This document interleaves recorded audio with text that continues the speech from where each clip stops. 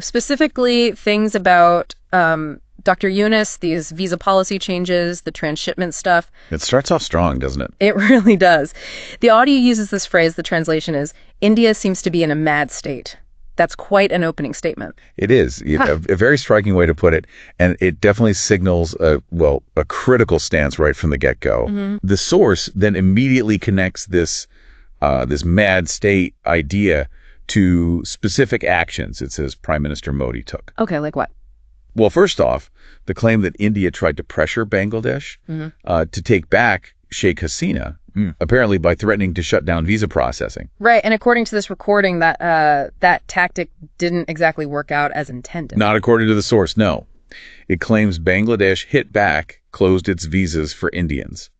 And the audio suggests this caused, economic problems for India.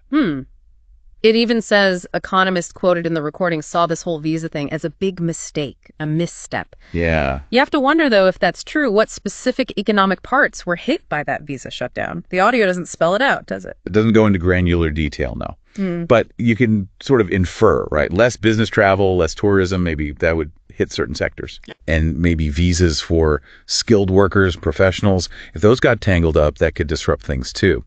The recording basically presents it as a direct result of India's alleged pressure. A miscalculation, really. Okay.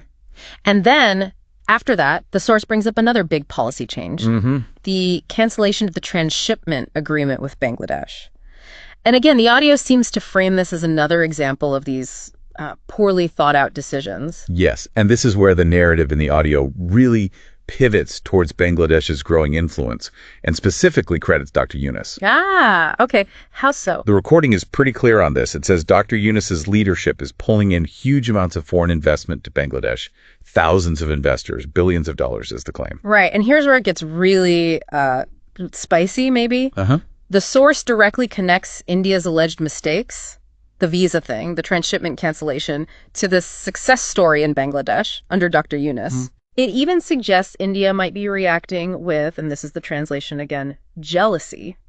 Jealousy over Bangladesh's economic wins, which it pins squarely on Dr. Yunus. That's a strong emotional angle. It absolutely is. You have to grasp that to understand the perspective here. The audio isn't just like analyzing policy objectively.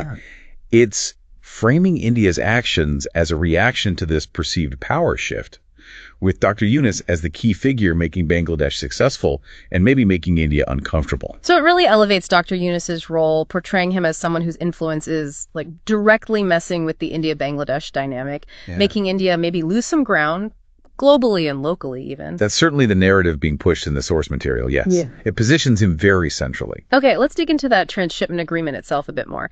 The source says back in, June 2020, India actually gave Bangladesh this facility. That's right, to move goods through India to places like Bhutan, Nepal, Myanmar. Which sounds, on the face of it, like a good thing for regional trade, right? Connectivity.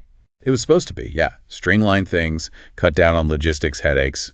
But then the recording gives the official Indian reason for pulling the plug, which is apparently set for April 8th, 2025. And that came from the Ministry of External Affairs spokesperson, Rantir Jaiswal. Correct. According to Jaiswal, as reported in the audio, the main issue was major ongoing congestion at India's airports and ports. Okay, so bottlenecks. Yeah, bottlenecks causing delays, driving up logistics costs, and apparently even slowing down India's own exports because their goods were getting stuck too. So the official Indian line is, this is about fixing our own internal logistics problem. Exactly. That's the rationale presented. And they clarified it affects Bangladeshi goods going through India specifically to Nepal and Bhutan. But naturally, there's the reaction from the Bangladeshi side.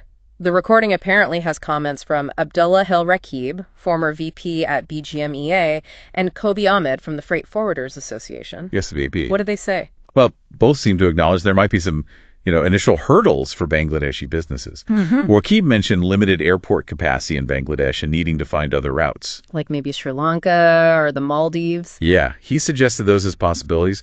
But here's the kicker. Both of them seem to believe that India will actually be more, Cotagrosto, the word used, means damaged, basically. More damaged than Bangladesh. Yeah. They think India stands to lose significant revenue from this. They kind of see it as India shooting itself in the foot. Interesting. So Bangladesh might have some short-term logistical juggling to do, find new paths. But the feeling, at least in this source, is that India loses more economically in the long haul. Which kind of circles back to that initial claim, doesn't it? That India's moves might be backfiring. It reinforces that narrative strongly. Especially if you see it through the lens the source provides India reacting poorly to Bangladesh's rise, a rise they attribute significantly to Dr. Yunus. Precisely. The audio weaves this thread.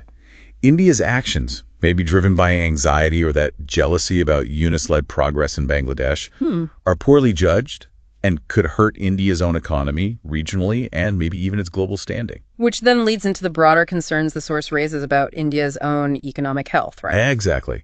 The implication is these actions aren't happening in a vacuum. They might be symptoms of, or contributing to, deeper economic issues in India. The recording mentions a claim, apparently from Indian economists within the source, that India is going through a, quote, critical period. Yes. And it points to specific things. The rupee falling to record lows, the stock market slide they can't seem to stop. And the prediction included is, frankly, quite stark. Yeah. The possibility, mentioned in the source, that India's economy could actually become bankrupt if these trends don't reverse. Wow, bankrupt. That's a very serious claim. It's extremely strong language, yes. Yeah. It reflects a high level of alarm in the perspective presented by this audio source. It paints a picture of India facing major headwinds. And the source seems to connect those headwinds, maybe implicitly, maybe explicitly in parts, back to these policy decisions regarding Bangladesh. There's definitely that linkage suggested throughout the narrative. Okay, so it's really vital here, I think, for us to just state clearly again. We're dissecting the claims and opinions from this specific audio source. Absolutely crucial. We're not taking sides, not endorsing any political view. We're just trying to understand the information and the viewpoint presented in this material. It's one interpretation. Exactly right. Our job here is to unpack the arguments made in the recording, how it connects India's policies towards Bangladesh with worries about its own economy, and this perception of Bangladesh gaining ground, especially highlighting Dr. Yunus's role in that whole dynamic. Right. So just to sum up then, the audio we looked at paints this picture. India making reactive decisions, maybe out of unease or even that jealousy towards Bangladesh's economic progress, which the source heavily credits to Dr. Yunus's leadership.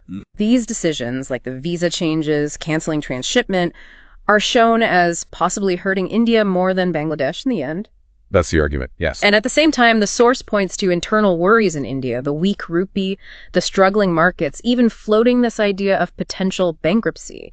It's a narrative of India maybe losing influence, losing stability, both in the region and perhaps globally. That sums up the core narrative well. This deep dive, hopefully, has shed light on how this particular source connects India's recent policies, its economic anxieties, and the rising profile of Bangladesh, with Dr. Yunus really framed as a central figure driving that shift and potentially contributing to India's troubles. Yeah. It certainly gives you a clearer view of the specific arguments and perspectives raised in that audio material you shared. Absolutely. So thinking about all this, these contrasting views, these strong opinions about leadership, especially Dr. Yunus's highlighted role, it really makes you wonder, doesn't it? What are the bigger, longer-term geopolitical consequences for South Asia? That's the million-dollar question, isn't it? And what other factors might be influencing things that maybe weren't even touched on in this particular audio? How does this all play into India's position on the world stage going forward? Definitely leaves you with a lot to chew on about the shifting sands in the region.